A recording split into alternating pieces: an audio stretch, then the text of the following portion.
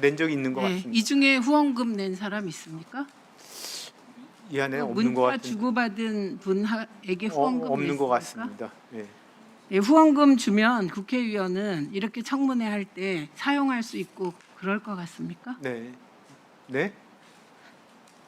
후원금 주면 지금 말씀 잘못 뜻을 못 답하셨어요. 알아들었습니다. 예. 잘못 답하셨어요. 국회의원한테 후원금 주고 청문회 같은 거 할 때 중간에 사람 끼워서 로비하는 게 일상입니까?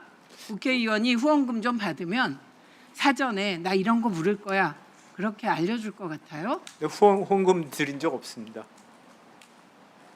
다른 국회의원한테는 후원금 뭐 거의 없다고 생각이 됩니다. 뭐 기억나는 건 없습니다. 예. 자 영상 트세요.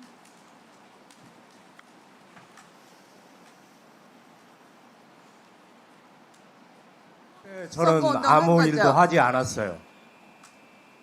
아무 일도 하지 않았다고요? 네, 집에서 놀고 있었습니다. 네, 그리고 그 다음 거. 자, 저희 의원실에서 사전에 문진희 증인에게 질의서를 보냈더니 이렇게 답하셨어요. 선거 때라면 누구나 본인이 지지하는 후보자에 대한 홍보는 관례적인 일이었습니다. 이렇게 얘기했고요. 정몽규 후보자에 대한 선거 지원 목적만으로만 만난 것은 아니었습니다. 선거 지원 목적도 있었다는 뜻이죠? 아닙니다. 아니 지금 저기 정몽규 후보자에 대한 선거 지원 목적으로만 만난 것은 아니었다고 했는데 이 말은 정몽규 후보자에 대한 선거 지원 목적도 있었다는 거죠? 잘못 쓰여진 것 같습니다. 잠깐만요. 이거 그대로 본인이 보낸 네, 답변입니다. 예, 그 다음이요.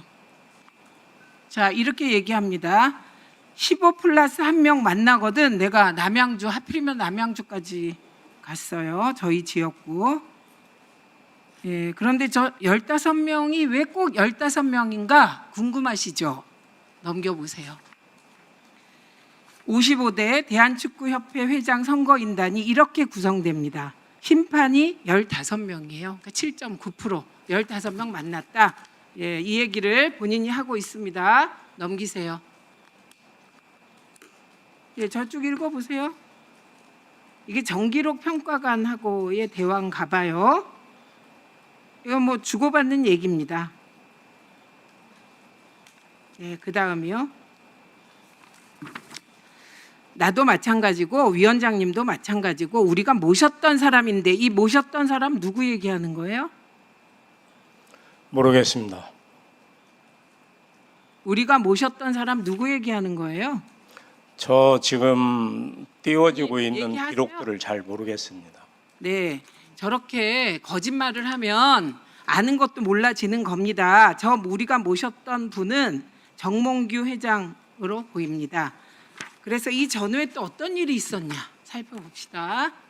2021년 정몽규 회장 3선 이후에 문진희 씨 대한축구협회 집행부 이사 되셨죠? 네, 맞습니다. 네. 그리고 2025년 2월 일반인이었던 문진희 씨는 정몽규 후보 선거운동 의혹을 받고 있습니다. 예, 그리고 이 선거에서 정몽규 후보가 당선된 뒤 심판위원장 되셨죠? 네, 맞습니다. 예, 이게 다 사실입니다. 예, 그래서 이 사실을 아까 그 우리 조은희 간사님이 질문하실 때 아무것도 안 했다. 집에서 놀고 있었다. 놀고 있으면서 정몽규 회장 선거운동 한 거예요. 2번의 심판원 하셨으니까 축구협회 규정 좀 잘 아시죠? 잘 아시죠? 부정이라면 어떤 거 말씀하시나요? 축구협회에 뭐 여러 가지 뭐 규정이 있지 않습니까? 선거운동원 규정 등등 아시나요? 아니, 저는 심판 쪽밖에 모릅니다. 그게 심판위원장 하면서 적어도 내가 몸담고 일하는 협회에 규정 안 봅니까? 이래서 안 되는 거예요. 이래서 저는 심판일만 알고 있습니다. 규정 정도는 다 알고 일을 해야죠. 대한민국 국민이 헌법 제1조 알고 있듯이 알고 있어야 될 게 있잖아요. 지금 사실로 보이지 않습니다. 저것도. 왜냐하면 선거운동을 할 수 있는 자는 선거사무장 1인과 1인을 포함 3인의 선거 사무원만 할 수 있거든요. 그래서 지금 문진희 증인은 거짓말을 하고 있는 것으로 보입니다. 이미 거짓말하고 있고 그리고 그 모른 척하고 내가 모시던 분, 두 분이 함께 모시던 분이 정몽규 회장 아닙니까? 모른 척이 아니라 기억이 좀 없는 편입니다. 저 문구 자체가. 지금 심판위원장이신가요? 지금? 네, 맞습니다. 기억이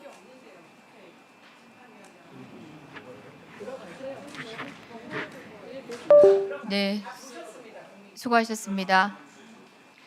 다음으로 이종문 간사님 질의하실 순서인데요. 참고로 이종문 간사님께서 신청하신 최영일 증인은 아직 신문 대상이 된 적이 한 번도 없다는 점 다시 한번 말씀드리겠습니다. 질의 이어가 주십시오. 네, 2026년 월드컵에서 국가대표팀이 보여준 처참한 성적은 과거의 일이 되었지만 또 이제 곧 다가올 아이치 나고야 아시안 게임의 준비 상황과 U23 대표팀 관련해서도 지금 우려가 있어서 질의를 하겠습니다. 이민성 감독은 부임 이후 최근 1년간 아시아 국가를 상대로 8차례 패했고 지난 1월 아시안컵에서는 역대 최악의 성적인 4위를 거두고도 유임이 됐습니다. 이대로 가다가는 월드컵의 악몽이 되풀이되는 것 아니냐는 국민적 우려와 이민성 감독에 대한 의혹이 갈수록 커지고 있습니다. 아시안게임 개막이 2달도 남지 않은 상태인데요. 특히 지난 7월 23일 조 추첨에서 한국은 이번 대회 유일한 3개국 조인 D조에서 사우디아라비아, 카타르라는 2026년 월드컵 본선 진출국들과 맞붙게 됐습니다. 사실상 마지막 검증 기회인데요. 선임부터 재신임까지 협회를 최종적으로 책임졌던 분이 정몽규 전 회장님이니까 증인께 여쭙겠습니다. 증인, 이민성 감독은 2008년 혈중 알코올 농도 0.169의 만취 상태로 도주 후 뺑소니 사건으로 입건된 전력이 있어요. 이 일로 당시 소속팀이던 FC 서울에서 방출이 되었는데요. 결국 불명예 은퇴를 한 건데요. 회장님, 그 당시 요 이인성 감독 선임 시 이런 사실 혹시 인지를 하거나 보고받은 적 있습니까? 알고 있었습니까? 전혀 알지 못했습니다. 모르셨습니까? 네. 예, 물론 현재 그 축구협회 감독 결격 사유에는 16개가 있는데 여기에는 승부 조작, 성범죄, 폭력, 횡령까지 있는데요. 그런데 음주, 뺑소니 같은 중대 범죄가 사실 빠져 있습니다. 다만 규정에 없다는 것과 별개로 국가대표 감독이라는 자리에 이렇게 좀 파렴치한 그런 전력이 있는 분들이 온다는 건 저는 상식적으로도 도의적으로도 맞지 않다고 보고 있습니다. 더군다나 이민성 감독은 2008년 음주 뺑소니 전력으로 불명예 은퇴를 한 것 이외에도 유소년을 지도한 경력이 전무하고 대전 하나 시티즌에서도 성적 부진으로 자진 사퇴한 그런 분이셨는데 이런 분을 왜 국가대표 U23 감독으로 앉혔는지 저는 정말 궁금한데 혹시 우리 증인께서 알고 계십니까? 어떻게 선임됐는지? 그 전력강화위원회에서 선임했다고.